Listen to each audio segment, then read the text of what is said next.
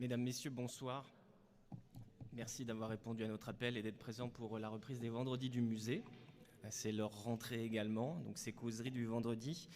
J'en profite déjà pour faire l'annonce concernant le prochain qui aura lieu le 7 octobre, vendredi 7 octobre, donc à 18h.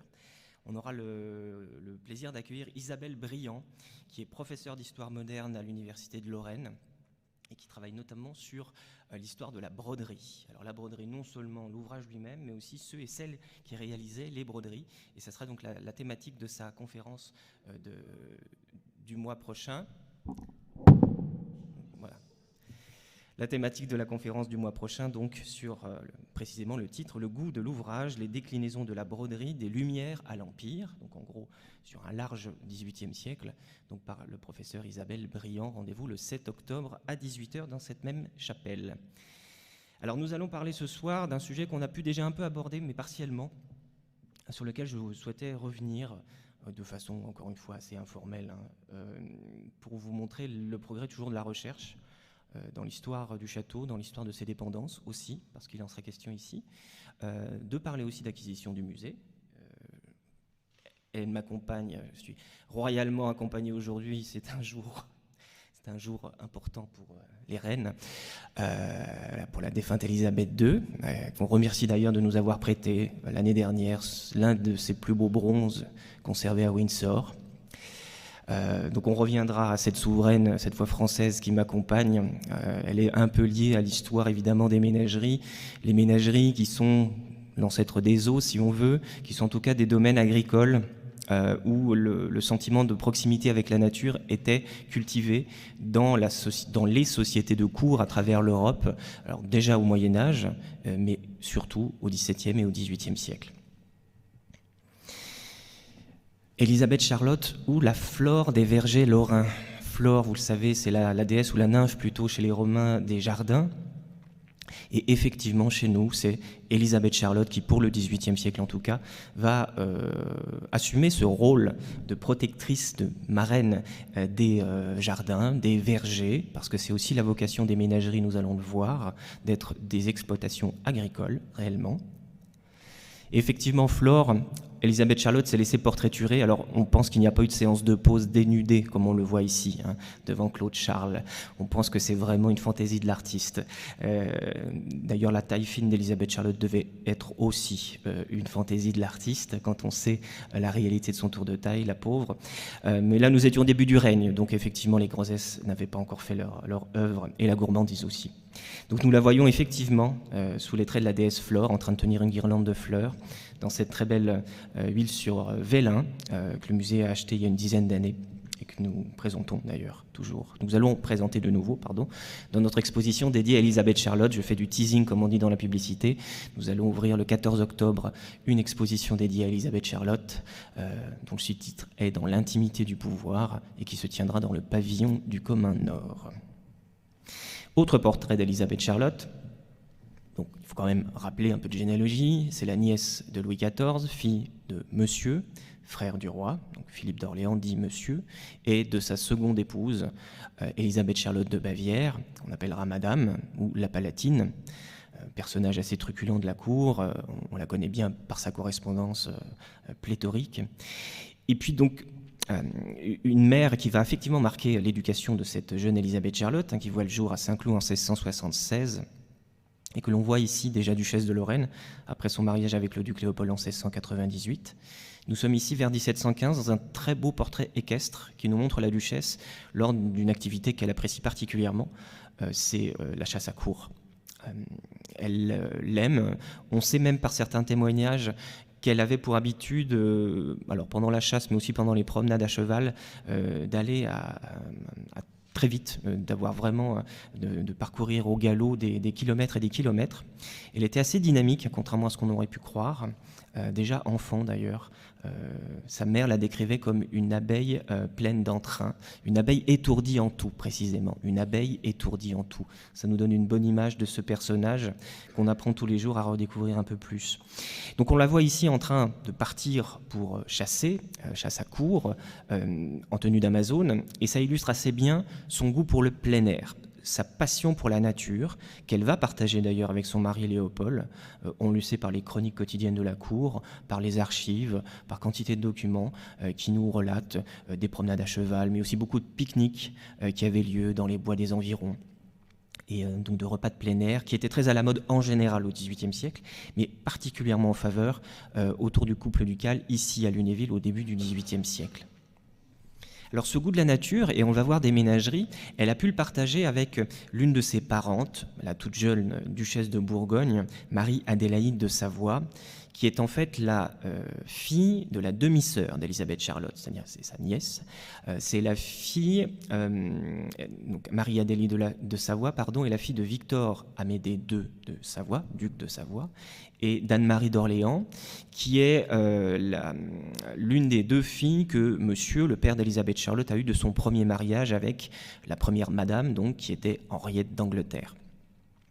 Donc, cette parente, Élisabeth Charlotte, la voit arriver à la cour de France en 1697, au moment de son mariage avec le duc de Bourgogne, petit-fils de Louis XIV.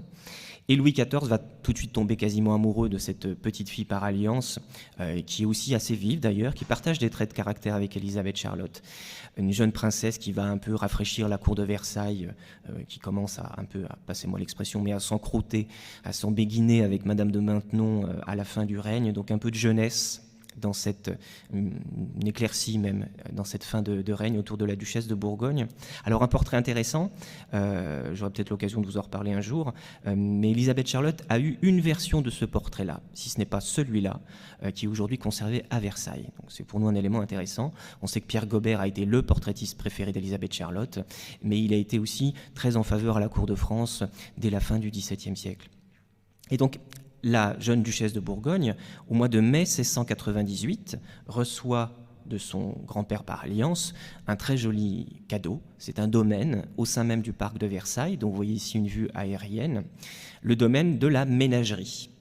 Parce qu'effectivement, Louis XIV, dans les tout premiers travaux qu'il avait engagés dans ce domaine hérité de son père Louis XIII, donc ici à Versailles, dans le Grand Parc, il va faire construire à partir de 1663 par l'architecte Louis Levaux un pavillon dédié à la présentation d'animaux plus ou moins exotiques.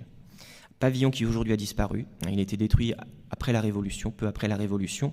Et on en voit ici l'emplacement dans le cercle rouge que je vous ai mis à l'image. Nous sommes à l'extrémité sud du Grand Canal de Versailles, en pendant direct au domaine de Trianon. Donc la cour pouvait se rendre par le canal, donc en gondole, jusqu'à la ménagerie, et c'était évidemment une excursion très appréciée. Et donc la jeune duchesse de Bourgogne est toute contente de se voir offrir ce petit château, ce domaine, alors qui a été détruit, mais grâce à l'image numérique, et grâce notamment au talent d'un des plus grands spécialistes de ces restitutions patrimoniales, qui est Hubert Nodex. Vous voyez ici la ménagerie restituée. Donc il faut bien regarder, mais c'est une image virtuelle.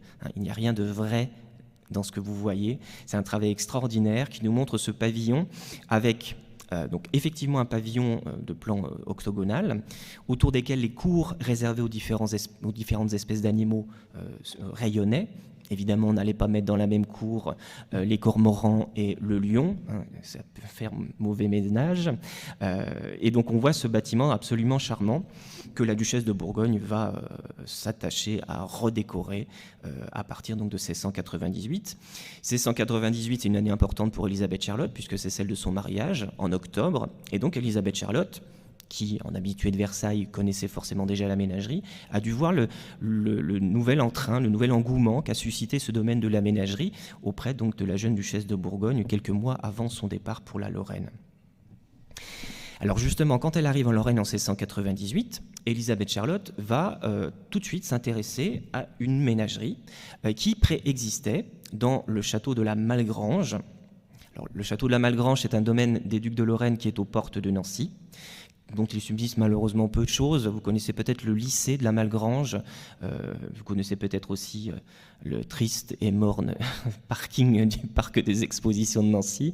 Ben, c'est là-dessous, en dessous du lycée et en dessous du parking, qu'il faut imaginer ce château de la Malgrange, qui était une sorte de maison de campagne des ducs de Lorraine aux portes de la capitale, très appréciée dès le XVIe siècle. La Malgrange était réputée pour son air, la qualité de ses vues et de ses eaux. Donc en plus un domaine qui était sain. Donc c'était vraiment un lieu apprécié. Et vous voyez ici comment se présentait ce domaine au début du XVIIe siècle. Vous avez le château principal, ici. Et derrière, au second plan, c'est justement ce qu'on a appelé la vieille Malgrange et qui va devenir une ménagerie. C'est-à-dire un petit domaine agricole avec quelques espèces exotiques qui va être réservé à la jouissance de l'épouse du futur duc Henri II, Catherine de Bourbon, qui est la petite sœur du roi Henri IV.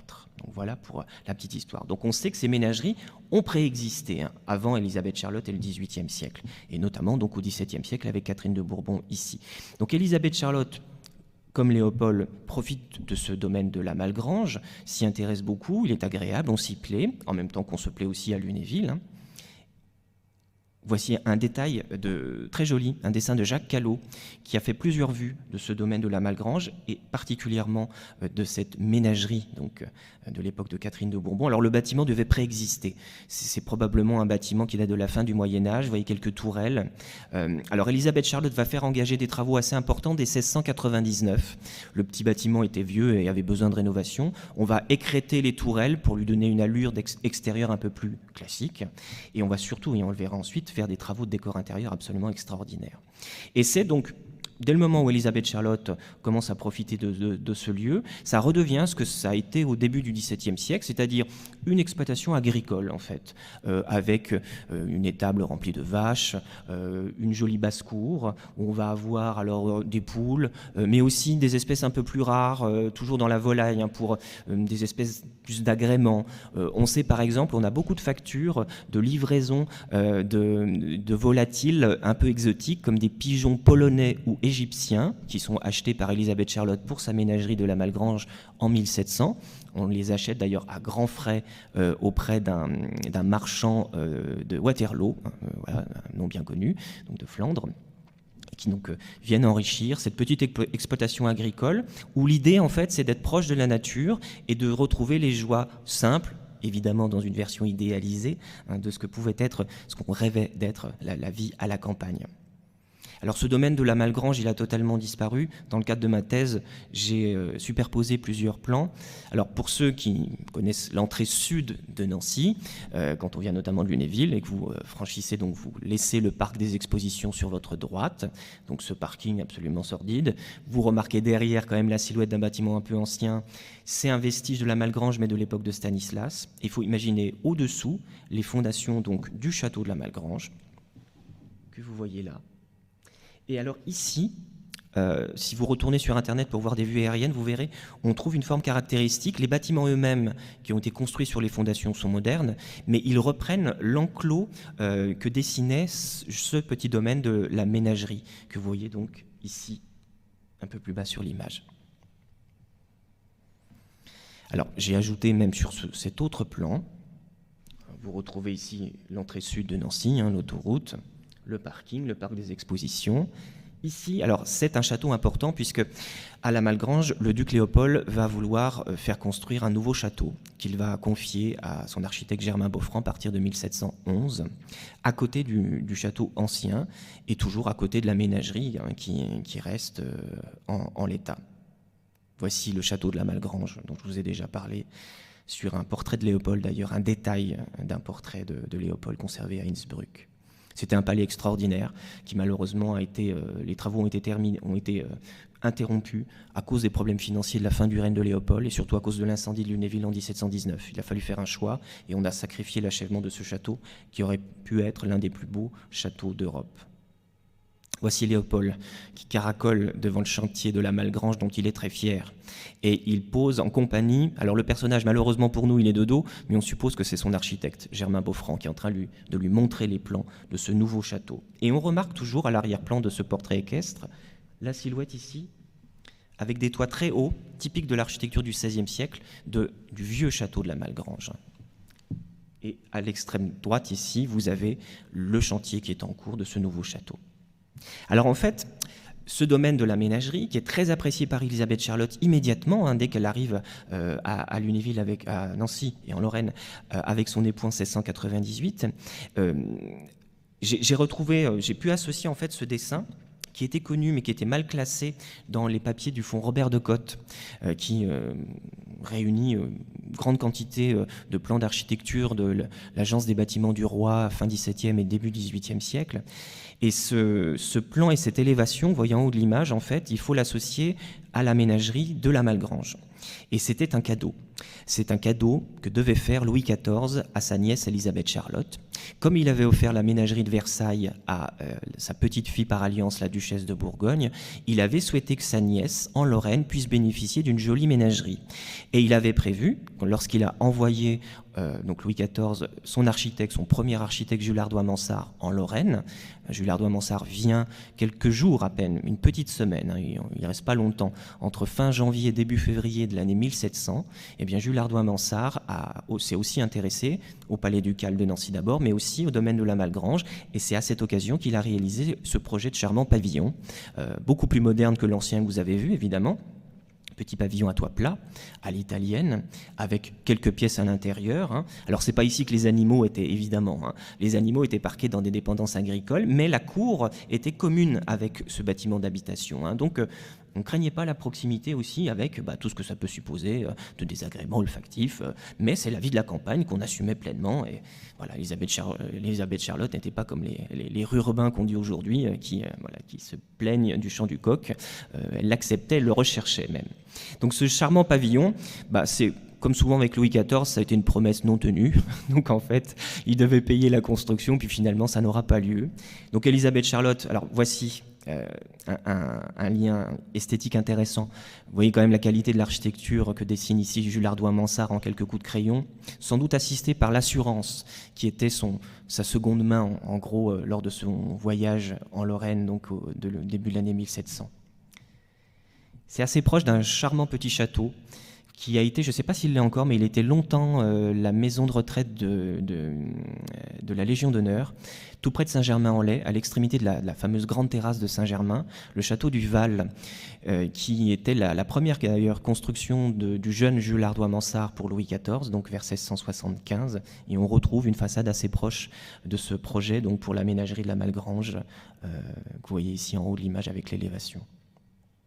Donc ces charmantes petites maisons de campagne où on ne veut pas vivre plusieurs jours consécutifs, sans doute même qu'on n'y dormait pas même s'il y avait une chambre, mais on s'y retirait pour la journée, pour profiter de la laiterie notamment, puisqu'on va le voir, Élisabeth Charlotte s'amusait à faire son beurre et ses fromages, et il était dans la sociabilité, il était bien vu de faire des cadeaux de ce qu'on avait fabriqué soi-même. On verra qu'elle offrait ses confitures, mais elle pouvait aussi offrir ses fromages et son beurre qu'on dégustait lors de petits goûters qu'elle organisait vraiment dans des cercles très très restreints.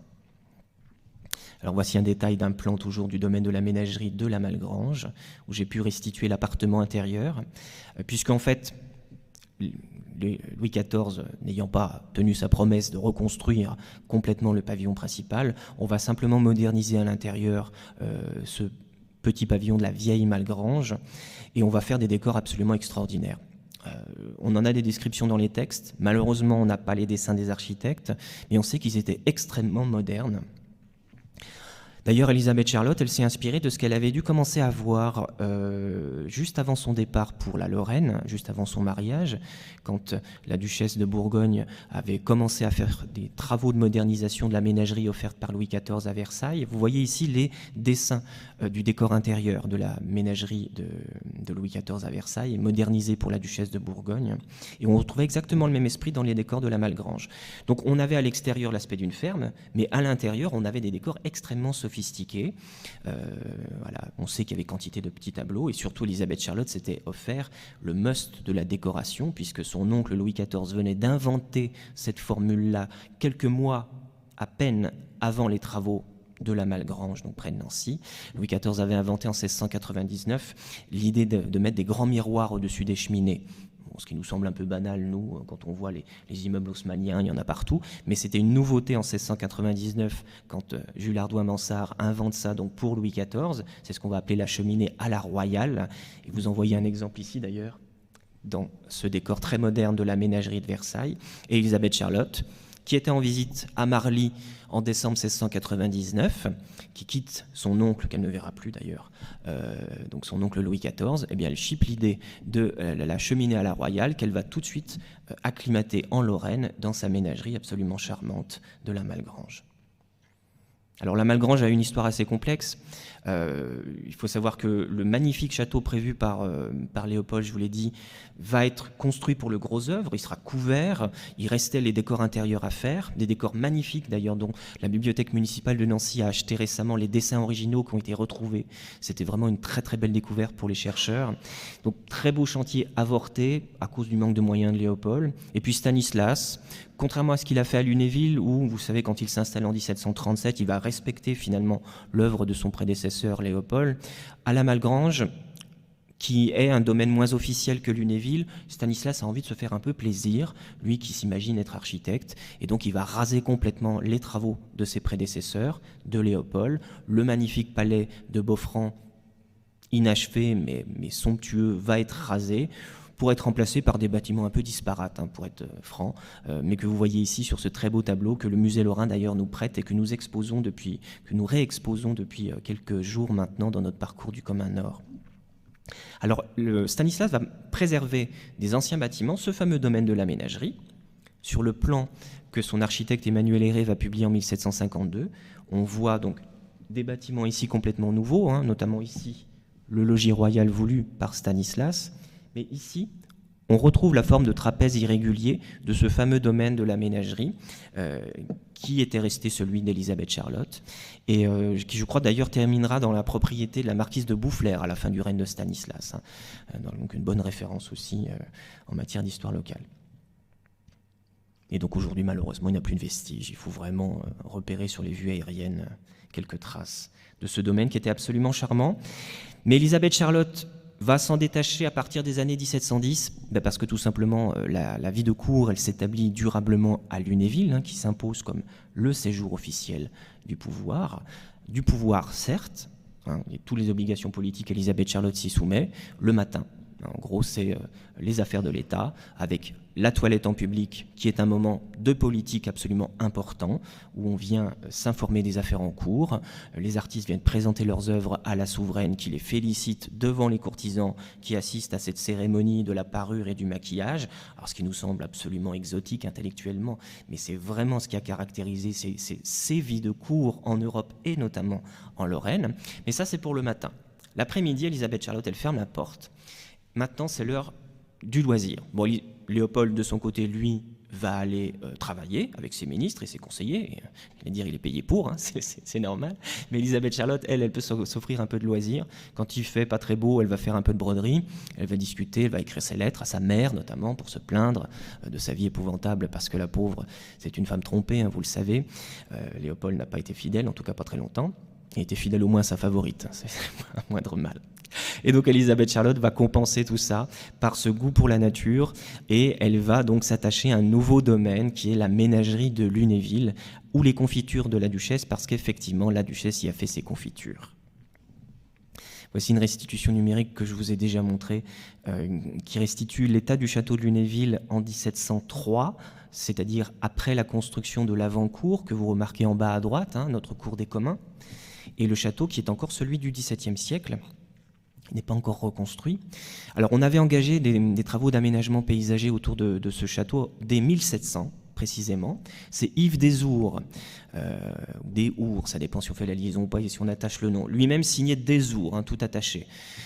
Yves Desours, qui est le directeur des jardins de Léopold, un émule si on veut d'André Le Nôtre, qui pratique l'art du jardin régulier, et qui va créer donc des parterres dans les quelques espaces disponibles autour de ce château. C'était pas évident, c'était une forteresse entre la Vezouze au nord et la ville de Lunéville au sud, mais on a réussi à exploiter au mieux les espaces pour faire des parterres au pied du château, et notamment un jardin potager réservé à Élisabeth Charlotte. Parce que notre duchesse de Lorraine, non seulement ça l'intéresse d'être proche de cette exploitation agricole, de l'idée d'une ménagerie, mais elle aime cultiver le jardin apparemment elle-même. Alors, c'est certain qu'elle n'allait pas labourer et bêcher tous ces carrés de salade, de laitue, de brocoli d'ailleurs, qu'elle va introduire en Lorraine, avec beaucoup de difficultés, la pauvre, je vous en reparlerai.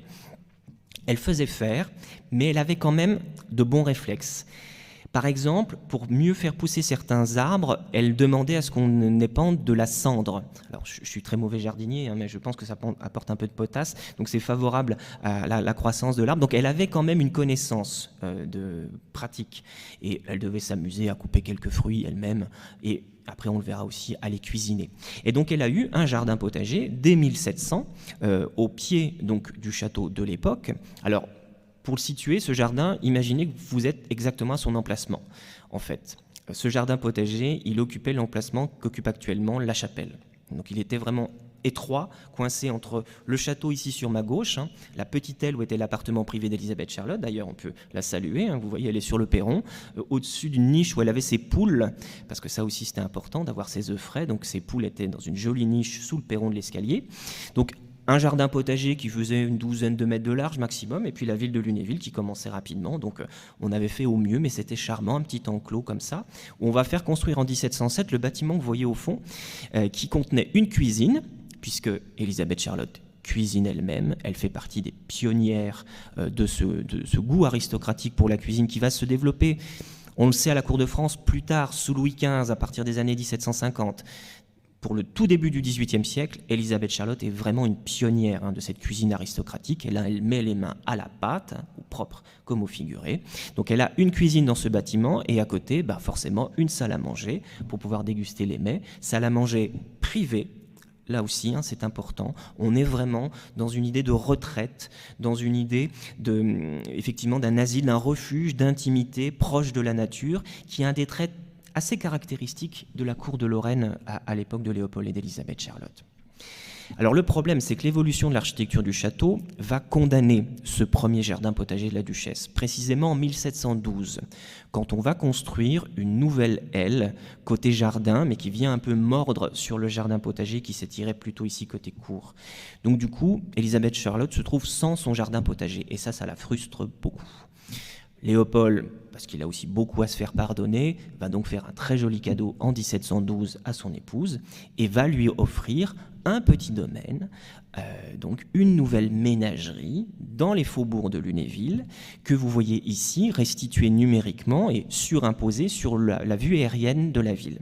Alors, je vous laisse vous habituer un peu à l'image pour avoir vos points de repère. Le château est en bas à droite.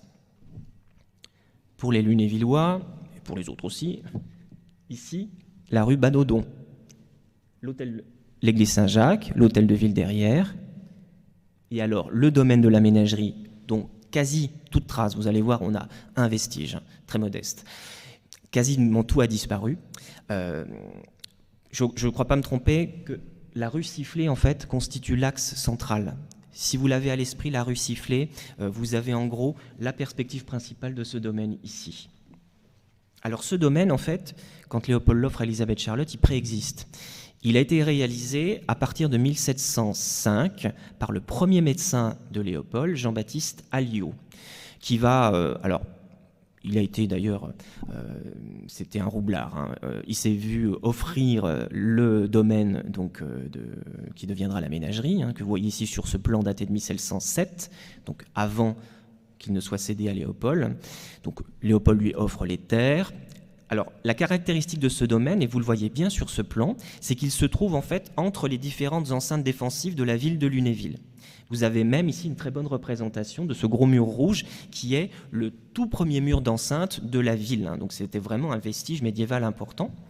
Et puis ici, ces fossés avec ce dessin caractéristique de bastion, c'est l'enceinte qui va être construit à l'époque du règne de Charles III, donc plutôt à la fin du XVIe siècle, début XVIIe. Alors, avec l'occupation de la Lorraine, évidemment, au XVIIe, vous le savez, par la France, ce terrain militaire ne va plus vraiment être entretenu. On sait que les fossés en eau vont devenir marécages. Et en 1705, l'idée de Léopold, c'est d'offrir ce domaine qui dessine un L, l'offrir donc à son médecin pour qu'il puisse tout simplement faire des travaux, l'embellir et contribuer ainsi à l'embellissement de la ville. Donc il se fait construire la maison que vous voyez là, une sorte d'hôtel particulier à plan U, qui est proche de ce qu'on appelle la porte Jolie. Donc on est au niveau de l'extrémité de la rue de la République aujourd'hui. Et la rue Banodon, elle est là. Et toujours la rue Sifflé, cet axe-là. Donc ce domaine est construit assez rapidement par Alliot, parce qu'il bénéficie des largesses de Léopold. C'est même Yves Dessours qui va réaliser les jardins que vous voyez ici. Donc, et c'est sans doute l'architecte Christophe André, qui est le grand architecte de l'urbanisme de Lunéville à l'époque de Léopold, qui va construire la maison dont on verra tout à l'heure la restitution numérique. Donc c'est un domaine assez charmant, le premier médecin est plutôt content. À l'époque, c'est le faubourg de Lunéville, hein. Donc on est juste aux portes de la ville, on bénéficie d'espace, là aussi l'air est plutôt sain, surtout parce qu'il a fait assainir les fossés et qu'on n'a plus des marécages, mais des eaux un peu plus claires. Et donc c'est un domaine agréable qui avait été largement donc offert par Léopold et que Alliot va vendre à Léopold en 1712. Donc voilà, bonne opération. Il est vendu en septembre 1712 parce que je vous le disais, c'est l'époque où on commence à construire la nouvelle aile du château qui condamne le petit potager d'Elisabeth Charlotte. Donc elle est très contente qu'on lui offre ce domaine qui va lui permettre de se retirer pas très loin. Elle peut y aller sans doute même à pied, peut-être en chaise à porteur, à quelques centaines de mètres du château, précisément au sud-ouest du château, ce domaine de la ménagerie. Et elle va rapidement faire des travaux d'embellissement et d'agrandissement. Elle va acquérir des terres pour planter un verger, notamment en 1719. Voilà, je passe un peu vite, mais je voulais montrer ce détail très joli de ce plan. Elle va respecter l'aménagement principal de ce parc. Et vous voyez donc la forme des fossés ici, qui étaient les fossés défensifs du XVIe siècle. Alors, vous allez voir des images numériques un peu plus léchées que ces croquis dont j'assume pleinement la paternité. C'est simplement des dessins pratiques que j'avais faits parce que, hormis le plan, dont vous voyez ici un détail, on n'a pas de représentation de ce domaine de la ménagerie. Pour autant, il y a énormément de factures de maçons, charpentiers, de peintres, de jardiniers, qui permettent d'avoir une connaissance à travers les textes de l'aspect de ce domaine. Et donc l'idée, c'était d'utiliser l'image numérique, qui est un outil formidable. Rappelez-vous, on a vu une très belle vue de la ménagerie de Versailles restituée numériquement. Utiliser cet outil numérique pour pouvoir justement donner à comprendre aux visiteurs ce que donnait ce domaine de la ménagerie. Donc, j'ai digéré toutes les factures, et il y en a, je vous promets, des centaines, pour pouvoir retirer un maximum d'informations que j'ai synthétisées sous la forme comme ça de schémas assez grossiers. Ensuite, on a travaillé avec un graphiste qui s'appelle Vincent Hertz, qui était à l'époque lunévillois d'ailleurs. Et donc voilà, les différents bâtiments annexes que j'ai pu donc, lui proposer. Donc je scannais ces dessins, et lui ensuite, avec l'outil numérique, a pu faire la reconstitution.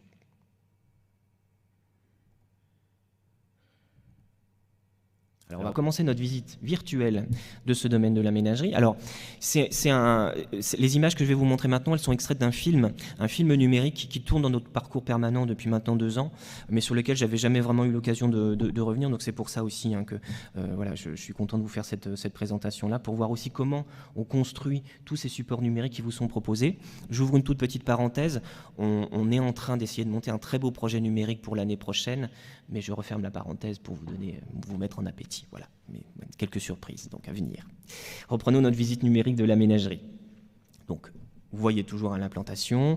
Mettons qu'on descend à pied la rue Banodon, puisqu'on est dans le sens inverse de la circulation automobile. Et donc, on arrive au niveau du carrefour avec la rue de la République. On arrive face donc au bâtiment principal, qui deviendra donc une maison d'Elisabeth Charlotte. Alors, sans doute n'y a-t-elle jamais dormi, elle n'y passait pas la nuit. Elle avait malgré tout un appartement qui lui était réservé au rez-de-chaussée, où elle aura surtout, la pièce fondamentale pour elle, sa cuisine. Voilà, très jolie cuisine, dont on sait qu'elle était carrelée de carreaux de faïence à décor blanc et bleu. Alors, malheureusement, à l'époque, la manufacture de Lunéville n'en produit pas encore, donc on va à la concurrence, et en l'occurrence, on va chez les potiers de Delft pour acheter ces carreaux de faïence, mais ils vont décorer la petite cuisine d'Elisabeth Charlotte. Donc vous voyez le domaine en fait qui était resté dans l'état de celui qu'avait connu le premier médecin de Léopold. Elle a apparemment assez peu touché au bâtiment lui-même. Alors on passe côté jardin, où elle va garder l'idée du parterre le plus proche de la maison, un parterre de fleurs avec des broderies de buis, comme on a vu d'ailleurs sur le plan ancien. Un petit bassin central avec un jet d'eau, c'est fondamental. Donc toujours, cette rue Sifflé, imaginez qu'elle est à l'emplacement de l'allée centrale et du bassin rond. Alors, un zoom sur un élément qui est sur la droite du jardin quand on est dos à la maison, c'est-à-dire, si je ne me trompe pas, côté nord. Mais la façade principale exposée au sud, ça a son importance. C'est le bâtiment que vous voyez ici, donc en bordure du parterre de fleurs. C'était une petite serre et une serre chauffée. Ça, c'est important. Une serre chauffée qui était construite contre le mur d'enceinte médiévale de la ville. Et donc une serre donc avec une porte centrale, 6 fenêtres. Hein, ça, c'est connu aussi par les mémoires de tous les corps de métier qui sont intervenus lors de la construction. Et on sait qu'elle était chauffée. Et on sait même que c'est là qu'Élisabeth Charlotte faisait cultiver les fruits et les légumes, enfin les légumes surtout primeurs, qui étaient ensuite servis sur la table ducale. Donc la ménagerie, c'est vraiment une exploitation agricole sur laquelle la duchesse veille elle-même. C'est pour ce domaine-là qu'elle va essayer de trouver de la graine de brocoli. Et on a beaucoup de mal à lui en trouver à Paris en 1719 quand elle fait cette demande-là. Mais ce que veut Élisabeth Charlotte le veut. Et on a donc cultivé du brocoli à Lunéville en 1719 pour le plus grand plaisir des petits princes et des petites princesses qui ont dû manger ça gentiment sur leur table. Voilà. Alors il y avait aussi du melon pendant l'été. Le petit jardin qui est sur la droite du bâtiment, qui devait profiter de la chaleur accumulée pendant la journée par le mur assez épais en plus, médiéval, bien exposé au sud. Ben là, c'était un emplacement plutôt pratique pour faire pousser donc, le melon. Alors on avance un peu, on va plus loin, dans un charmant parterre géométrique, évidemment, comme le veut le goût du temps, qui était le verger. Alors c'est un verger qui va vraiment être planté par Élisabeth Charlotte en 1719. Il y a même la facture de tous les arbres, il y en avait 400 plants d'arbres fruitiers nains. Donc on les taillait pour les palisser au maximum, pour qu'ils soient assez paysagers, qu'ils s'intègrent dans ce contexte esthétique. Alors en majorité des pommiers, des poiriers aussi, beaucoup, qui sont les fruits les plus appréciés à l'époque, des abricotiers, des pêchers et des mirabelliers. Des mirabelliers, il n'y en a pas beaucoup, mais il y en a plusieurs variétés. On a des mirabelles blanches, par exemple, qui sont citées dans le texte. Et donc avec tous ces fruits, Élisabeth Charlotte va évidemment faire ses confitures, parce que la cuisine qu'elle avait dans le bâtiment, précisément ici, sa cuisine était à l'angle, ici au rez-de-chaussée, eh bien c'est là que la duchesse faisait elle-même ses confitures pour pouvoir inviter ses amis à de charmants goûters pendant la belle saison. Alors là, on a fait un demi-tour. On regarde. Alors ça date toujours de l'état ancien, c'est-à-dire du premier médecin à Lyon, une petite gloriette, un petit pavillon où on pouvait s'arrêter pendant les promenades, si jamais il y avait une petite pluie, on pouvait se mettre à l'abri, où c'est là qu'on pouvait organiser les goûters charmants, donc en compagnie de la duchesse. Alors il y a un autre domaine qui est essentiel pour Élisabeth Charlotte. Elle va faire planter en 1719 dans ce domaine de la ménagerie une vigne, et pas avec n'importe quel cep.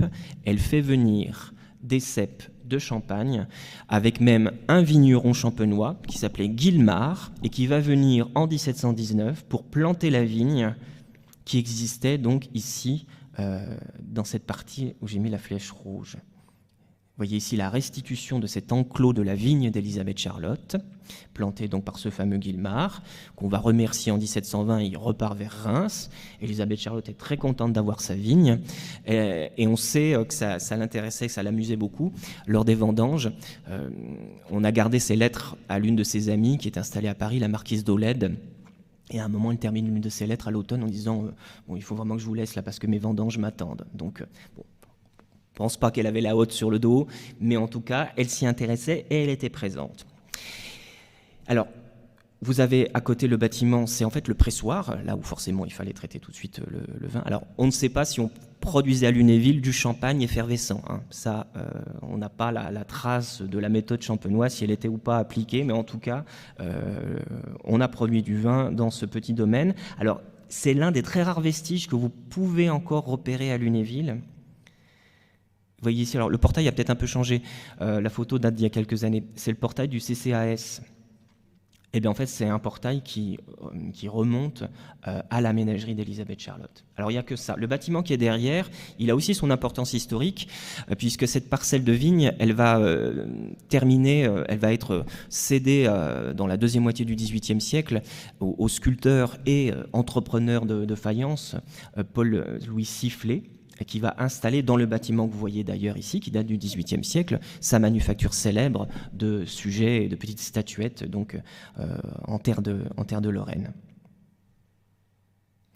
Alors, le pressoir que je vous ai montré, il a été reconstruit avec cet aspect-là en 1730. Il y en avait un premier qui sera donc détruit puis reconstruit. Et la même année, Élisabeth Charlotte ajoute à son domaine de la ménagerie des bâtiments un peu plus propres, entre guillemets, plus harmonieux, pour vraiment bien équiper sa ferme, le cœur de l'exploitation agricole, dont un vestige subsiste pour les Lunévillois, rue du Rempart, le 23. Donc je suis désolé pour la photo de la poubelle, hein, mais bon, la maison est toujours occupée, c'est normal.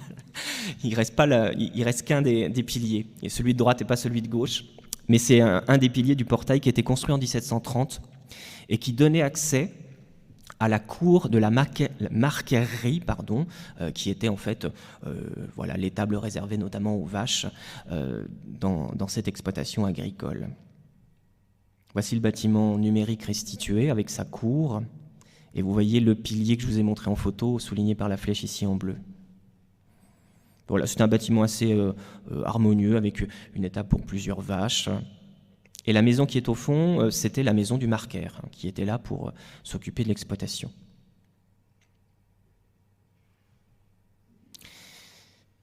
Alors là, vous voyez, rue du Rempart. Elle porte bien son nom, puisqu'effectivement, il y avait là aussi un des vestiges de l'enceinte médiévale que vous voyez là envahi de lierre, hein, pour évoquer son ancienneté, ce gros mur contre lequel on avait construit donc, cette marquerie en 1730. Et vous voyez ici la cour des fumiers, parce qu'il fallait bien évacuer les fumiers, hein, mais qui étaient réutilisés évidemment, notamment sur les plates-bandes évidemment du jardin potager d'Élisabeth Charlotte dans sa ménagerie. Alors une autre occupation qui passionnait Élisabeth Charlotte, avec ses grands bassins et ses étangs qui cernaient le domaine, c'est la pêche à la ligne. Alors on dit toujours que la chasse, c'est le loisir aristocratique par excellence. La pêche paraît presque plébéienne, mais on a des traces, hein, même à la cour de France, de grandes dames qui s'amusaient à pêcher à la ligne. Alors Élisabeth Charlotte va être une passionnée de pêche à la ligne. Elle a eu plusieurs pêcheries, notamment le long de la Vesouse. Et puis ici, dans sa ménagerie, on lui aménage ce genre de petits pavillons, vous voyez, restitués numériquement. On imagine Élisabeth Charlotte et ses filles, Élisabeth Thérèse, Anne-Charlotte, qui s'amusent à pêcher des carpes. On sait qu'Élisabeth Charlotte avait des carpes dans ses étangs de la ménagerie. Et donc c'était l'occasion d'occupation charmante, proche de la nature, on respirait le bon air pendant la belle saison. Alors la ménagerie, c'est souvent associé à l'idée un peu de parc zoologique finalement. C'est le cas dans les très grandes ménageries royales, celle de l'empereur à Vienne, celle de Versailles évidemment, il y aura des lions, il y aura des animaux extraordinaires, des éléphants, des rhinocéros. À Lunéville, on n'a pas trace d'animaux aussi spectaculaires. Rhinocéros, peut-être qu'un aurait fait une grande tournée européenne et serait passé par Lunéville à l'époque de Stanislas. On sait même d'ailleurs que c'est une femelle qui s'appelait Clara, voilà pour la petite histoire.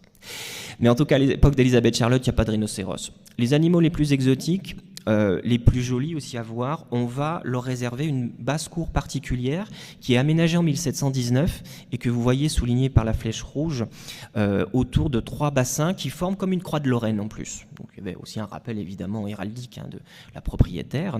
Et autour des branches de cette croix de Lorraine, on va construire 6 pavillons qu'on appelle des loges où on va pouvoir installer essentiellement des volatiles dans cet enclos qui est vraiment comme un petit parc zoologique.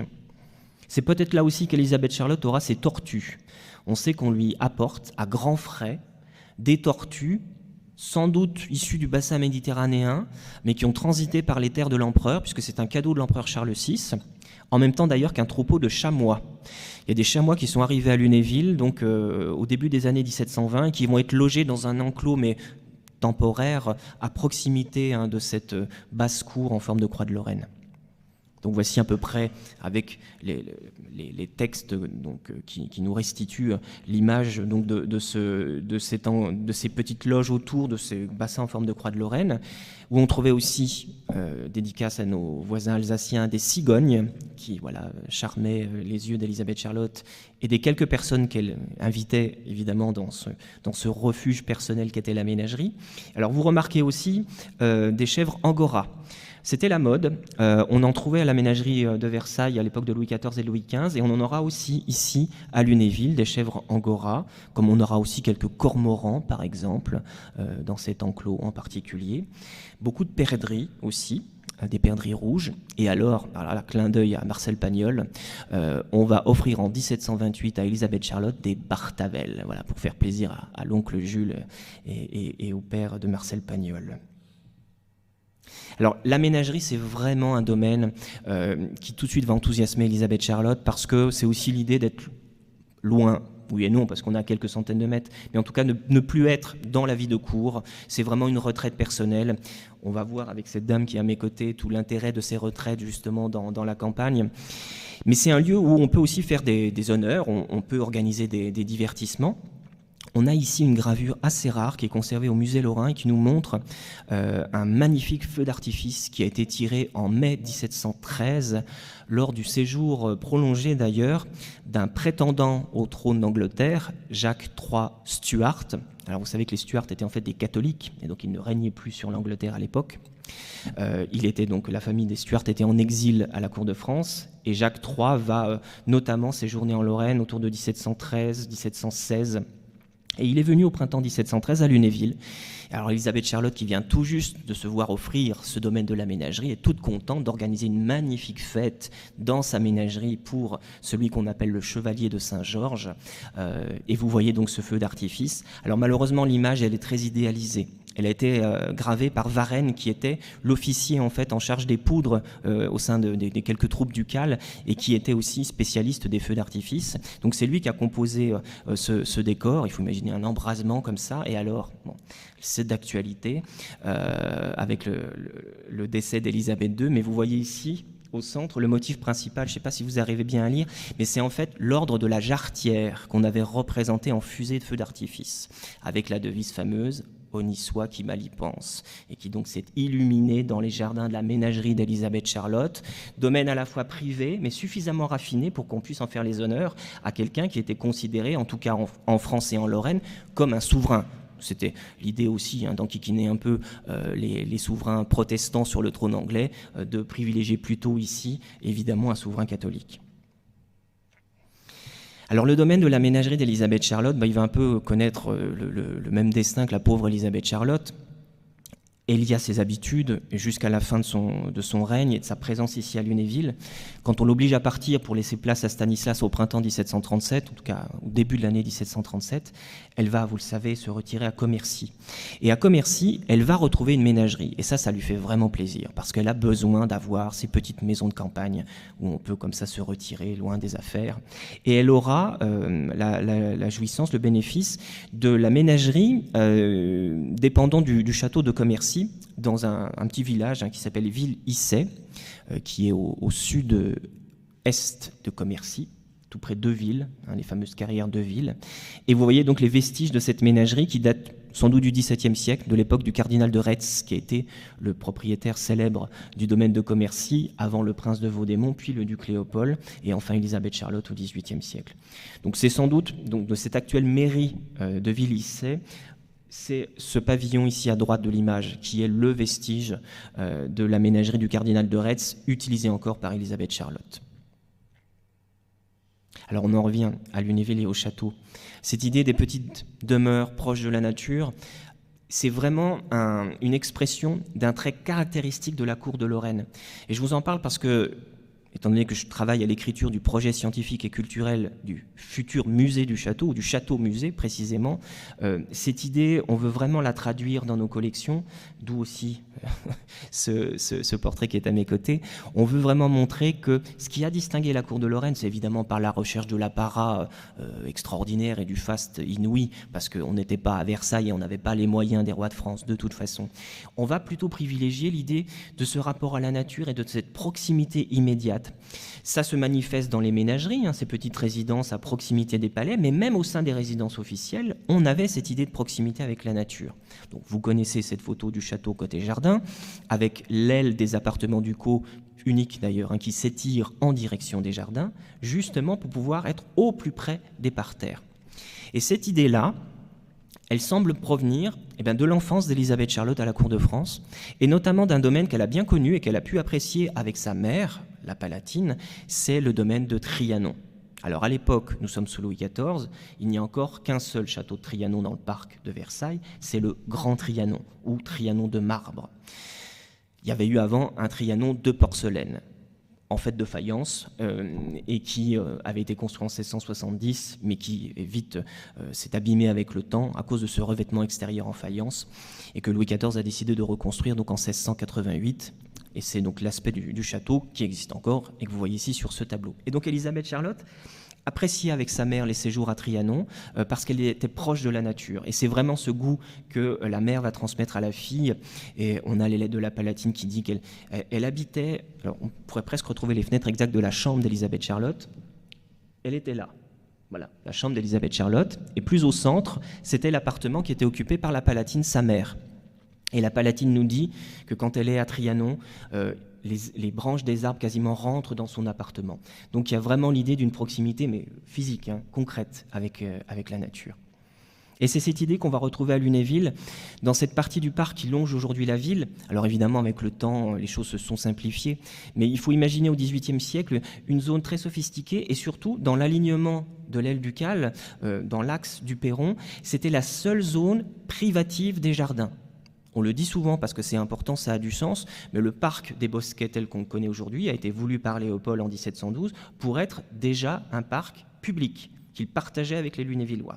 Sauf la frange sud du parc, le long des maisons actuelles de la rue de Lorraine, qui était réservée au parterre privatif d'Élisabeth Charlotte. Là aussi, c'était le jardin à fleurs de la duchesse. Donc, plus question de potager ici. Elle cultivait choux, brocolis et autres asperges et fraises et melons dans sa ménagerie. Là, c'était vraiment le jardin d'ornement, le jardin floral. Et puis, on a des petits réflexes qui s'inspirent directement des jardins de Trianon. J'ai découvert les dates de construction de certains bassins, par exemple, exactement dans l'axe des appartements privés, en fait, d'Élisabeth Charlotte qui était là. Vous voyez sur le plan qui est à droite de l'image. Aujourd'hui, le bassin n'existe plus, mais il faut l'imaginer près du monument du poète Guérin, à droite du grand bassin, quand on est dos au château. Il y avait un petit bassin qui est exactement dans l'alignement de la chambre de l'appartement privé d'Élisabeth Charlotte, avec un joli jet d'eau. Et c'était en fait une sorte de clin d'œil à la structure des jardins qu'on trouvait à l'époque de la jeunesse d'Élisabeth Charlotte à Trianon. Et notamment ce jardin du roi, jardin privatif de Louis XIV, parterre charmant qui s'ouvre directement, ou plutôt dont les appartements ouvrent directement dessus. Vous avez ces grandes porte-fenêtres. On a l'impression que le tapis des appartements succède immédiatement au parterre de fleurs. C'est absolument délicieux. Et c'est vraiment cette idée de retraite intime et de contact avec la nature qu'on retrouvait aussi au château. Alors voici un plan qui est un peu moins connu, qu'on m'a signalé, je crois, à Turin, qui est vraiment un document assez intéressant et qui nous montre, alors une image un peu simplifiée, mais ce qu'étaient les petits parterres d'Élisabeth Charlotte, avant que Stanislas ne modifie tout ça en 1737, et de façon assez drastique. Alors, parterre privatif si on veut, Élisabeth Charlotte devait partager quand même partageait pas que ça d'ailleurs avec elle. Elle devait partager son jardin privé avec sa rivale, avec la maîtresse de son mari, la fameuse princesse de Craon, parce que Léopold, pas toujours très galant dans ses gestes, avait concédé à sa favorite non seulement un terrain pour bâtir un hôtel particulier magnifique, qui était là, ici en bas à droite de l'image, et donc le parterre privé de l'hôtel de Craon terminait le jardin privé de la duchesse. Donc voilà, rivale et duchesse devaient faire jardin commun, entre autres. Voilà un petit détail d'un plan revu et confirmé par les sources documentaires de ce qu'étaient ces jardins privés d'Élisabeth Charlotte au pied du château. Imaginez les fleurs odorantes qui étaient réservées à ces parterres au pied des fenêtres. Et donc au printemps, les appartements embaumaient la jacinthe. Pendant l'été, c'était la tubéreuse qui avait un parfum très, très, très marqué. La fleur d'oranger aussi. Parce que c'est là qu'Élisabeth Charlotte avait eu un joli rêve. Mais comme souvent dans sa vie, il va être déçu. La pauvre Élisabeth Charlotte, comme elle l'avait vu d'ailleurs dans le château de Trianon de son oncle Louis XIV, elle avait rêvé d'avoir des orangers en pleine terre, ici, à Lunéville. Alors, on ne parlait pas encore de réchauffement climatique à l'époque, les hivers étaient terribles, et donc on voit dans les archives apparaître la mention de serres portatives qu'on installe sur les orangers à l'automne 1724, et puis finalement, à l'automne suivant, mais il n'y a plus de traces dans les archives parce que les pauvres orangers, ils n'ont pas survécu. Voilà, donc le rêve d'Elisabeth Charlotte ne sera pas satisfait. Alors, quand on a fait des fouilles archéologiques ou des sondages dans le parc en 2009, on a retrouvé des traces de ces aménagements paysagers au pied du château. On espère qu'un jour, ça pourrait être évoqué parce qu'il y a encore la maçonnerie d'un petit bassin assez charmant. C'est à une échelle réduite, ce n'est pas les grands bassins de Versailles, il y avait un petit jet d'eau au centre, mais ça donnait beaucoup de charme à cet espace qu'on a voulu essayer d'évoquer, pas de recréer parce que ça demanderait des travaux trop conséquents. En surface, avec mes collègues jardiniers en 2019, on a eu l'idée d'évoquer un peu cette idée de parterre privatif derrière un enclos de treillage, parce que tout ça a été fermé de treillage, où poussaient des chèvrefeuilles, là aussi qui embaumaient. Et donc c'est cette idée qu'on a souhaité évoquer dans ce petit parterre de la Duchesse, avec des caisses à oranger qu'on a repeint comme à l'époque, selon la peinture dit en porcelaine, c'est-à-dire en fait en blanc et bleu avec le chiffre de Léopold. C'est au-dessus de ces petits jardins que donnaient donc les appartements privés, notamment celui que François III se fit aménager en 1729 avec sa chambre verte, où l'idée de la nature, François III lui aussi est passionné de nature. On a dans les textes d'ailleurs un récit courroucé de l'ambassadeur de France, Jean-Baptiste d'Audifray, qui n'aime pas du tout François III, qui le trouve trop allemand à son goût évidemment. Et un jour, Jean-Baptiste d'Audifray dit avoir subi un affront terrible parce qu'il devait déjeuner, c'est-à-dire à l'époque dîner, le repas du milieu de la journée avec le duc. Et en fait, le duc lui a posé, comme on dit familièrement, un lapin. Et il a préféré aller manger tout seul dans la ménagerie de sa mère plutôt que de s'embêter avec l'ambassadeur de France. Voilà. Donc c'est dire qu'il fréquentait aussi beaucoup ce domaine, qu'il aimait beaucoup ce contact avec la nature. Vous voyez dans la pièce, je vous en ai déjà parlé, mais ça a du sens, des cages sur les murs qui étaient réservées aux canaris de François III, qui accessoirement, avec leur déjection, vont abîmer la très belle laque vert émeraude que le peintre lunévillois Nicolas Bedan avait appris à fabriquer et qui était vraiment une opération très complexe à l'époque. Donc il a fallu restaurer à cause des canaris, mais bon... L'idée, c'était surtout de satisfaire le plaisir de ce prince que vous voyez ici, enfant, un portrait que je vous remontre, que vous avez déjà vu. Parmi les amis du château qui sont présents, vous y avez même contribué. On vous en remercie encore à l'achat de ce portrait exceptionnel que Versailles nous a emprunté pour une très belle exposition qui a été dédiée aux animaux du roi, où j'ai d'ailleurs pris pas mal de matière pour cette présentation. Portrait charmant qui nous montre donc, alors on peut le dater maintenant encore plus précisément, en avançant dans le dépouillement des archives, on sait qu'il était peint au tout début de l'année 1713, à Lunéville même. Donc vraiment, séance de pause, Pierre Gobert, l'auteur, est venu depuis Paris, ici à Lunéville, et il a représenté notamment le petit François, dans un portrait absolument charmant, qui est l'un des plus beaux en qualité de la production de Pierre Gobert. Et ce qu'on voit, alors même si Gobert les met souvent comme accessoire dans ses portraits, mais on sait que c'est confirmé par les textes, on voit le petit François entouré d'un petit chien, que je trouve moi personnellement affreux, qui est une sorte de chihuahua dont on aurait coupé les oreilles. Et à droite, vous voyez un singe. Et les singes, on sait qu'ils étaient présents dans les appartements. Ils n'étaient pas dans la ménagerie, à la façon d'un zoo, mais ils étaient présents comme animal domestique, comme les chiens. Et d'ailleurs, on leur livrait des niches joliment décorées qui étaient dans les appartements, et notamment d'Elisabeth Charlotte et des enfants. Alors les enfants, ils avaient aussi des cailles dans leurs appartements. Ils entretenaient aussi des furets. Alors on n'imagine pas dans les mêmes cages que les cailles, parce que certaines ne devaient pas vivre bien longtemps. Mais tout ça était vraiment une joyeuse ménagerie, c'est le cas de le dire, y compris dans les appartements du château. La chambre verte que je vous ai montrée, la pièce juste au-dessus, ça a été une pièce réservée à un moment à des coqs. Il y avait une chambre à l'intérieur du château où on avait des coqs. Donc, imaginez aussi l'entretien que ça devait supposer. C'est assez particulier. Et on retrouve l'empereur, Sa Majesté impériale François Ier, après son mariage avec Marie-Thérèse de Habsbourg et son élection en 1745 donc au trône impérial. On le voit ici un peu ventripotent, c'est normal, le temps a passé. Mais on le voit surtout, finalement, dans ce portrait d'intimité, il est resté l'homme qu'il était quand il était tout jeune gamin ici à Lunéville et qu'il s'amusait avec les singes de sa mère et qu'il profitait de la ménagerie. Là, on le voit posé avec des instruments scientifiques au premier plan, mais remarquez derrière, vous voyez des sortes de jacinthes. Il était passionné de botanique. Il a fait planter un jardin botanique qui était renommé dans le parc de Schönbrunn. On voit aussi même un perroquet qui s'envole dans la pièce. C'est assez joli ce détail. Dans ce portrait un peu austère, en haut à droite, vous voyez le détail d'un vol de perroquet. Et ça évoque directement ce qu'on trouvait déjà pendant son enfance dans ses appartements privés, avec tous ces oiseaux exotiques qui l'ont entouré. Et il a gardé de son enfance lunévilloise, au plus près de la nature, ce goût à la cour impériale. Il ne faut pas oublier le petit frère et la petite sœur, d'ailleurs, que vous voyez réunis ici sur ce charmant dessin, le prince Charles-Alexandre et la petite dernière Anne-Charlotte, Lolotte pour les intimes, au sein de la famille ducale, que l'on voit ici à la fin de leur jour, donc vers 1770, on voit Charles-Alexandre en train de rempoter un rosier.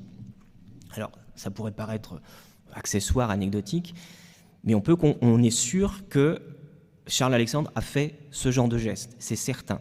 Parce que j'ai retrouvé dans les archives, à l'époque de sa jeunesse ici au château, quand il occupait le très bel appartement qui était à l'emplacement de la galerie militaire, c'est-à-dire la galerie du corps central, un appartement donc, qui donnait sur les jardins absolument magnifique, eh bien, il avait des balconnières devant ses fenêtres, comme sa maman d'ailleurs, et il s'amusait à planter alors, peut-être pas des géraniums comme on le fait aujourd'hui facilement.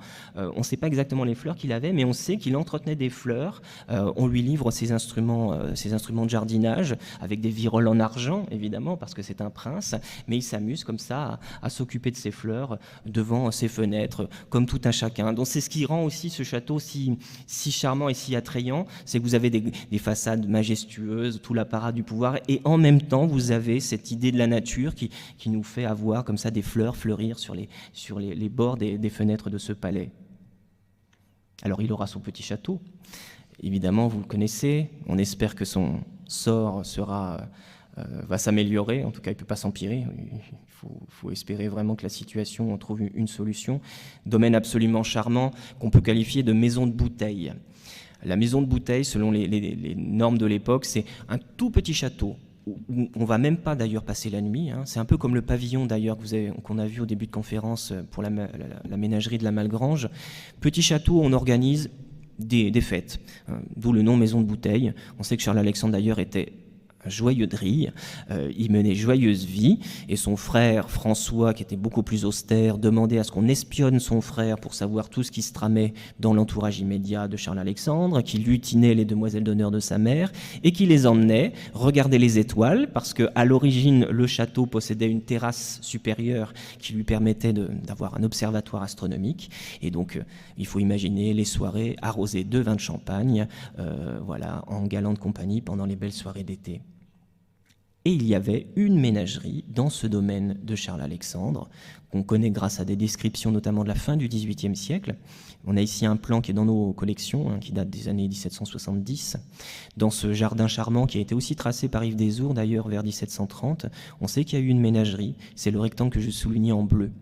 Alors, le domaine n'a plus cette extension-là aujourd'hui, vous savez qu'il a été rétréci, et dans la zone soulignée en bleu, aujourd'hui on a des maisons d'habitation, on n'a plus les bâtiments qui abritaient notamment la ménagerie de Charles-Alexandre, où il avait là aussi sans doute une jolie basse-cour, avec des canards, des perdrix, un peu comme sa mère, des poules et des pigeons. Il avait aussi un enclos pour des biches, voilà. On sait qu'on a fait venir même des plants de genévrier du bois de Mondon pour planter des petits bosquets dans cette petite ménagerie du petit château de Charles-Alexandre. Tout ça est très mignon, des jardins miniatures aussi. C'est assez typique de l'époque. Alors d'autres vont avoir aussi. Et Lunéville avait cet intérêt-là pour les courtisans de l'époque, qui avaient souvent des hôtels particuliers à Nancy, qui restait la capitale officielle, mais c'est comme les grandes villes d'aujourd'hui, c'est comme Paris, le foncier est cher, donc on ne peut pas s'étaler beaucoup.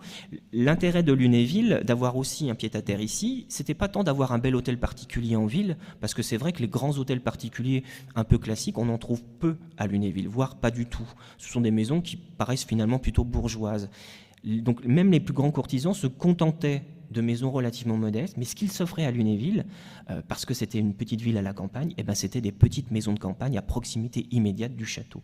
Et c'est comme ça qu'on va voir fleurir ces petites ménageries, ces petites maisons de campagne, et notamment pour le couple des favoris, le prince et la princesse de Craon, dans le faubourg de Ménil, donc pas très loin de la Meurthe, là où Élisabeth Charlotte et ses filles allaient d'ailleurs se baigner pendant l'été, par le petit chemin sans doute qui est juste en haut de l'image. Et donc un petit domaine que Marc de Beauvau-Craon, le favori en titre, va aménager dans les années 1720. et qui subsiste aujourd'hui à peu près dans l'emprise du lycée Saint-Pierre-Fourier. Ça reprend à peu près l'emprise de ce domaine. Alors Stanislas va finalement hériter de cette situation.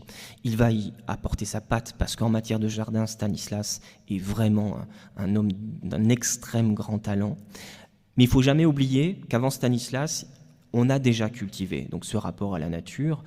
Bon, Stanislas l'a eu aussi, vous savez, pas vous faire toute l'existence de Stanislas. Il est d'abord roi de Pologne, mais il est chassé du pouvoir en 1709. Il mène ensuite une vie assez errante, finalement, là où on lui accorde l'hospitalité. Et notamment, vers 1715, il séjourne donc, au nord de l'Alsace, dans une terre qui dépendait à l'époque du roi de Suède, dont il était l'ami, donc dans le duché de Zweibrücken, où il va faire construire un petit pavillon dont subsistent des vestiges d'ailleurs, dans un enclos un peu arboré assez charmant, dans un vallon. Un nom d'inspiration turque, Çiftlik, pardon pour l'accent, mais ce qui signifie ferme, domaine agricole. Donc on est toujours dans cette idée de petite retraite pastorale pour être proche de la nature. Donc déjà connu par Stanislas avant son arrivée à Lunéville en 1737. Quand il arrive en 1737, bien sûr, il investit les châteaux officiels qu'on lui a laissés, puisque Élisabeth Charlotte se contente de Commercy.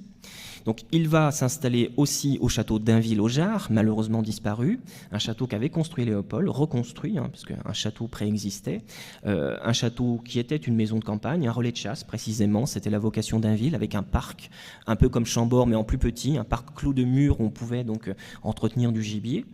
Et on sait, d'ailleurs on la remarque sur ce tableau qui était au musée, que vous avez sans doute connu avant l'incendie 2003, il a brûlé malheureusement alors, mais on voit ici un petit clocheton, en fait, c'est un pigeonnier, c'est le pigeonnier d'une ménagerie que Élisabeth Charlotte et son fils François III vont faire aménager près du château d'Inville-au-Jard en 1730. Voilà, c'était l'idée d'avoir, chaque château avait sa ménagerie, et même la maison de campagne a sa maison de campagne, vous voyez, c'est les poupées russes.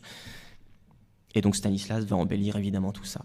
Alors, pour revenir à une question qu'on m'a posée en début d'intervention, effectivement, la rue de la Ménagerie aujourd'hui, elle est liée à ce domaine. Alors, je ne vais pas dire de bêtises, parce que je n'ai pas une bonne connaissance du nom des rues de Lunéville.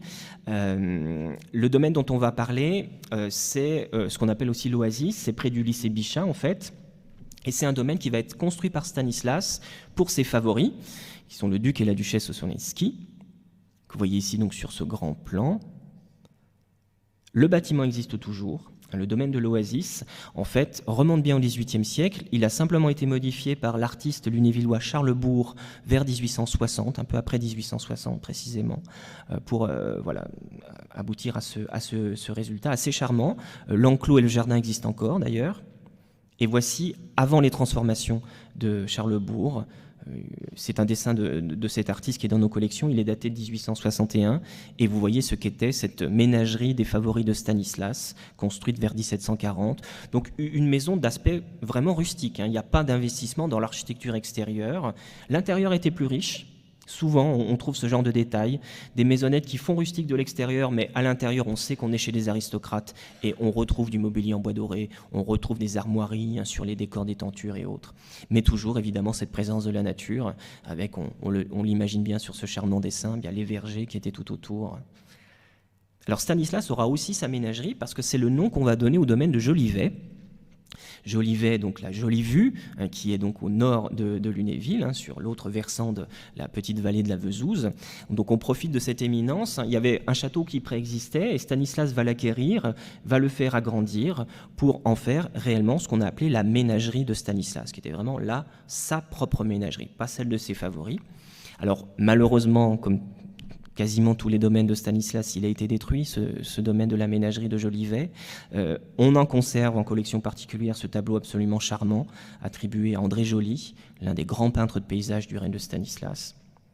Alors avec des détails savoureux, si on regarde un peu plus près la toile, et André Joly était très très fiable dans ses détails.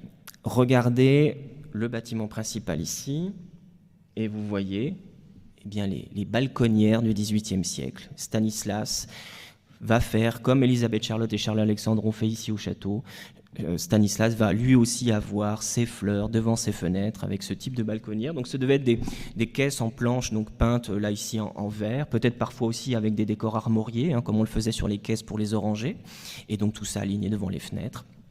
Puis on voit même ici, sur la droite, une petite volière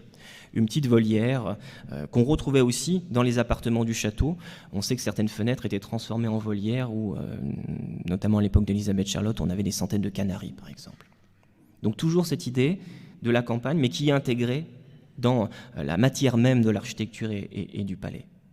Alors des vestiges de Jolivet, depuis l'exposition et nos recherches menées l'année dernière, on pense que, alors ils étaient connus, hein, Jean-Pierre Carcioffi, que je remercie ici officiellement de nouveau, m'avait fourni une documentation extraordinaire sur ce domaine des Ardennes du château de la Cour à Buzancy, un grand domaine qui en fait a recyclé, comme on dirait aujourd'hui, une partie de décors sculptés, ces 2 lions. Alors la tradition disait ils viendraient de Lunéville, viendraient du bout du parc des Bosquets. En réalité, on n'avait pas de décor sculpté au bout du parc des Bosquets. Et quand on compare à cette vue, voilà, la proposition que j'ai faite, c'est en fait de retrouver les lions ici.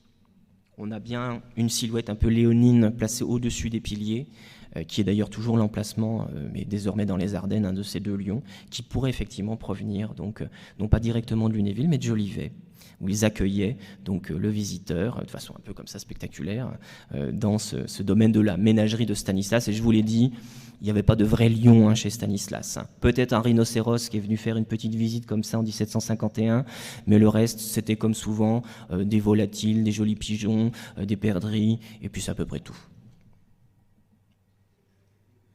Alors ce domaine, cette idée de la présence de la nature, pour vous dire qu'elle est vraiment fondamentale pour comprendre l'art de cour tel qu'on l'a développé en Lorraine, et avec un génie vraiment de la pensée du paysage et de la pensée tout court, ce génie qu'avait Stanislas, il va glisser comme une sorte de testament philosophique dans l'aménagement de ces jardins. Je vous en ai déjà parlé, mais je le redis ici parce que ça a vraiment du sens avec ce rapport immédiat à la nature. Il faut imaginer ce fameux pavillon de Chanteheux, qui ornait l'extrémité à 3 ou 4 kilomètres du château, l'extrémité de cette grand axe central du domaine de Lunéville. On voyait donc cette pyramide assez curieuse, un bâtiment donc dessiné par Emmanuel Héré au début des années 1740, avec des toits plats, qui étaient donc des terrasses et qui permettaient donc aux visiteurs de Stanislas de sortir pour pouvoir admirer la campagne environnante.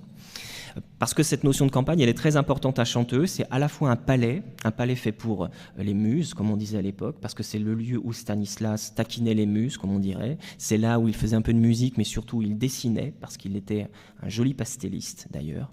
On en a des traces dans nos collections.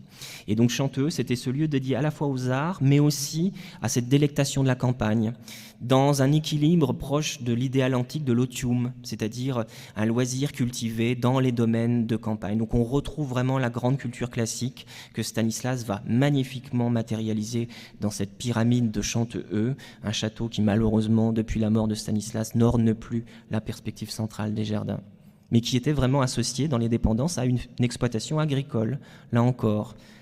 Là, on a un plan qui est dans nos collections. Vous voyez le pavillon carré, qui est le pavillon principal de Chanteheux, et la cour était bordée par 2 ailes qui étaient vraiment réservées d'un côté aux cuisines et de l'autre à une exploitation agricole. Et d'ailleurs, la ferme, il y a une ferme qui existe encore et qui reprend les vestiges de l'aile de droite et qui était à l'origine donc déjà une exploitation agricole. Voilà une restitution numérique de Chanteheux, pour vous dire que nous préparons de jolies surprises l'année prochaine en restitution numérique. Et puis au pied du château, évidemment aussi ces chartreuses, ces maisonnettes alignées le long du canal, avec l'idée effectivement de l'ordre des chartreux. Les chartreux ont chacun une petite maison où ils doivent se consacrer à la culture donc de leur jardin et évidemment aussi à la prière. Alors, avec Stanislas, on est évidemment dans le domaine plutôt laïque, mais il y a l'idée de ce retrait, donc sur l'île qui est en fait définie par le cours de la Vezouze et par le canal, le bras canalisé de la rivière. Nous sommes ici en contrebas du château au nord, dans des terrains qui étaient une simple prairie à l'époque de Léopold et qui vont devenir à partir de 1740 ce qu'on a appelé très joliment l'île Belle, avec cette espèce de communauté presque hippie avant l'heure, où Stanislas va offrir à ses courtisans favoris la jouissance pendant la belle saison d'une de ces 6 ou 7 maisonnettes, à condition qu'ils cultivent eux-mêmes les jardins potagers. Et on est pleinement dans l'idée de, vous savez, Candide, hein, le fameux roman de Voltaire qui se termine par cette phrase, hein, « Il nous faut cultiver notre jardin ». Donc c'est tout à fait ça. C'est l'idée de Stanislas qui anticipe d'ailleurs ce grand mouvement de fond du XVIIIe siècle de retour à la nature, à cet idéal de vie simple. Stanislas le matérialise de façon très précoce ici à Lunéville dès le tout début des années 1740. Et c'est vraiment marquant dans l'histoire de l'architecture et même de la pensée. Une autre vue de ces chartreuses, dont on sait qu'elles étaient effectivement, comme vous le voyez ici en bas de l'image, les petites maisonnettes alignées. Alors, il en reste les vestiges de deux, dont une en très mauvais état puisque la toiture s'est effondrée. Donc des maisonnettes rustiques à l'extérieur, mais faussement rustiques, parce que l'intérieur était d'un raffinement hors pair, hein. Notamment celle réservée à la favorite de Stanislas, la marquise de Boufflers, qu'on connaît par un plan détaillé conservé à la bibliothèque de Nancy. Un jardin miniaturisé, un chef-d'œuvre, dont on a fait faire d'ailleurs il y a quelques années une maquette que vous pouvez voir de nouveau dans notre parcours de visite. Un verger peigné vraiment comme un jardin à la française, avec un potager agrémenté de fleurs, et puis le petit bâtiment charmant, où on avait réussi à trouver même la place pour faire une petite tribune pour les musiciens qui pouvaient accompagner comme ça les soupers fins que la marquise de Boufflers pouvait offrir, et qui l'accompagnait aussi quand elle était dans son bain, puisque dans cette chartreuse, elle avait un cabinet des bains qui lui servait en même temps de boudoir de réception, avec une banquette à transformation, parce que pouvait avoir une simple banquette, et en fait on enlevait l'assise et ça donnait sa baignoire, et la marquise de Boufflers recevait dans ce boudoir, dans son bain, et on dit qu'elle y chantait même des chansons charmantes. Voilà. Donc c'est l'idée aussi de ce retour à la nature où on ne refuse jamais évidemment, on ne déroge pas évidemment à la vie aristocratique et élégante. Et puis le rocher aux automates, qui est une sorte de point final de cette conception philosophique d'un retour à la nature, théâtre d'automates qui se développait sur plusieurs centaines de mètres de longueur, hein, autour de ce bras du canal, 88 automates grandeur nature qui reconstituaient la vie d'un village idéal sous l'autorité symbolique du souverain, puisque le château est au sommet, et à la base, eh bien, on a ce village qui s'anime comme par enchantement. On avait en plus réussi à imiter le cri de tous les animaux qui étaient présentés grâce à un système d'orgue hydraulique, et on avait aussi des airs de musique qui accompagnaient tout ça et qui faisaient de ce rocher la merveille de Lunéville, comme on le disait dans les textes de l'époque. Voici notre bon Stanislas, qui a été l'héritier aussi de cette culture donc du jardin, de ce rapport à la nature. Une œuvre attachante, et je voulais aussi vous en remercier parce que c'est l'un des, pas des derniers, mais c'est un des cadeaux des Amis du Château en 2021. On lui a offert un très joli cadre, lorrain précisément, un des plus beaux qu'on connaisse d'ailleurs. Je suis très fier d'avoir pu faire ce mariage entre la gravure habillée de Stanislas, qui est un document vraiment très touchant, d'après une gravure connue de Dominique Collin, un grand graveur nancéen qui montre Stanislas de profil. Mais là, c'est quelqu'un, j'ai oublié son nom, mais on a derrière l'inscription ancienne qui nous dit le contexte de réalisation de ce travail de découpage, avec donc, c'est une gravure habillée, donc vous avez même des étoffes qui sont collées avec des dentelles, des galons pour habiller Stanislas, dans un contexte de paysage un peu imaginaire et de jardin. Et on a derrière le récit, et c'est une gravure qui a été faite en 1766, au moment même de la mort de Stanislas. Donc c'était pour garder sa mémoire que quelqu'un s'est amusé à faire ce découpage et situer Stanislas comme pour l'éternité dans les jardins. Alors on va terminer évidemment avec cette évocation du rapport à la nature, et ça va déboucher sur quoi? Évidemment sur le hameau de Marie-Antoinette dans le parc du Petit Trianon. Nous ne sommes plus au grand Trianon de marbre qu'on a vu à l'époque d'Élisabeth Charlotte, nous sommes dans ce domaine de Trianon avec ce château du Petit Trianon construit. Alors la volonté première, c'est à la fin de la vie de Madame de Pompadour, mais Madame de Pompadour va mourir avant de voir le début même, en tout cas l'achèvement des travaux. C'est la comtesse du Barry, la dernière favorite de Louis XV, qui va profiter du lieu, construit par Anne-Jacques Gabriel. Et puis c'est surtout Marie-Antoinette qui va laisser sa mémoire au Petit Trianon, ce domaine qui lui est offert, dans le même geste d'ailleurs que Léopold avait fait à l'égard d'Élisabeth Charlotte, grand-mère paternelle, n'oubliez jamais de Marie-Antoinette.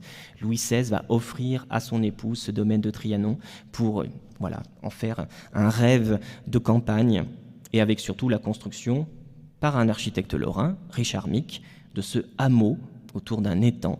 Alors là, on a passé un cap. On assume pleinement le côté faussement rustique. On n'est plus sur des bâtiments simplement simplement simple à l'extérieur.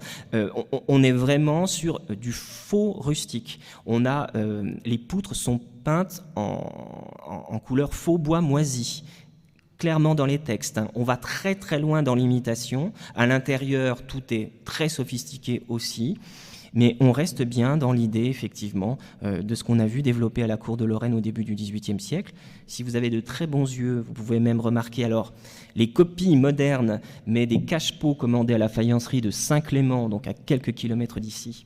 Vous voyez dans l'escalier en vis, notamment ici de la Maison de la Reine au hameau de Trianon, ces cache-pots qui proviennent donc de Lorraine. Et puis vous avez même des Lorrains qui visitent Trianon, comme on l'a fait. C'était une magnifique journée. C'est 2019, Catherine, hein, c'est ça ? Septembre 2019, un souvenir. J'ai rarement fait une visite aussi agréable de Trianon. Le temps était avec nous, il faisait pas trop chaud alors. Et voilà, on n'a que des sourires dans ce jardin du roi où nous avons été admis, évidemment, parce que nous avions nos entrées grâce à Elisabeth Charlotte. Et j'en viens à la petite fille qui est à mes côtés. Je voulais vous présenter justement ce portrait parce que, on l'a vu, qui dit vie idéalisée à la campagne au XVIIIe siècle, on pense tout de suite un peu à la caricature des moutons enrubannés de Marie-Antoinette. Alors on sait que les moutons de Marie-Antoinette au hameau n'étaient pas enrubannés. Hein. C'était des vrais moutons avec leur vie de mouton. Mais cette image-là, elle est très très forte, elle a beaucoup de sens pour nous. Et c'était important pour nous d'avoir un bon portrait de Marie-Antoinette dans nos collections, parce que, on vous l'a dit, hein, c'est la petite fille des constructeurs du château. Marie-Antoinette, née de Habsbourg-Lorraine, c'est la fille de François, notre ancien duc de Lorraine, et de Marie-Thérèse de Habsbourg. Elle est donc la petite fille de Léopold et d'Élisabeth Charlotte d'Orléans. Et il y a beaucoup de liens qui se tissent en fait entre la grand-mère Élisabeth Charlotte et la petite fille Marie-Antoinette, même si elles ne se sont pas connues. Hein. Élisabeth Charlotte est morte 12 ans avant la naissance de Marie-Antoinette. Mais il y a des liens comme ça qui se tissent au travers peut-être la génétique. Et donc je suis très heureux de vous présenter cette acquisition récente du musée de Lunéville, parce que oui, le musée du château de Lunéville achète des collections, est très fier de ces collections, et très heureux surtout de pouvoir vous les présenter dès que nous les avons officialisées devant les commissions idoines, comme on dit. Et ce tableau magnifique représentant Marie-Antoinette que certains d'entre vous ont vu dans nos réserves, il va être présenté lors de notre exposition Elisabeth Charlotte de la mi-octobre. C'est une œuvre très attachante parce que c'est le souvenir de la reine de France, mais c'est aussi une œuvre d'un Lunévillois, parce qu'il y a eu de grands artistes à Lunéville. Ce Lunévillois, c'est le peintre François Dumont, qui a commencé sa carrière ici à Lunéville, mais qui va la terminer après la mort de Stanislas, évidemment à la cour de France, et qui va être célèbre pour ses miniatures, notamment les miniatures de la reine Marie-Antoinette. Et nous avons ici l'une des plus belles œuvres de la fin de la carrière de François Dumont. Elle date de 1815. Donc c'est un portrait posthume de Marie-Antoinette, vous le savez, guillotinée en 1793. Et nous voyons ici donc la reine idéalisée à l'antique, mais toujours dans ce rapport à la nature, puisque Dumont l'a installée dans une sorte de pavillon de jardin. On voit à côté d'elle, évidemment, la branche de lys qu'elle tient. C'est le symbole, évidemment, de son amour pour Louis XVI, dont le profil apparaît sur l'urne qui est à ses côtés. Et on remarque la couronne impériale, même en bas à droite, qui mettre donc en perspective paysagère cette présence de la nature si forte dans l'art de cour en Lorraine et encore à l'époque de Marie-Antoinette. Je vous remercie pour votre attention. J'imagine que j'ai largement dépassé le temps qui m'était imparti comme toujours. J'en suis désolé. Merci pour votre patience. Je suis à votre disposition si vous avez des questions. Et rendez-vous donc le 7 octobre pour la conférence d'Isabelle Briand. Merci encore et très bon week-end à vous.